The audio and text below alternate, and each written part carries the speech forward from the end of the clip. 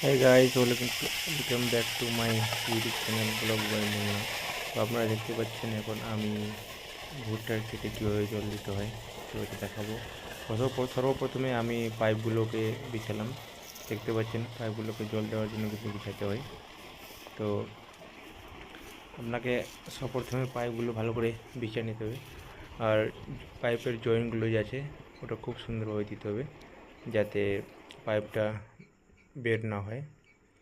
তো দেখতে পাচ্ছেন পাইপগুলো আমার অলরেডি বিছানো প্রায় আর কি শেষের দিক।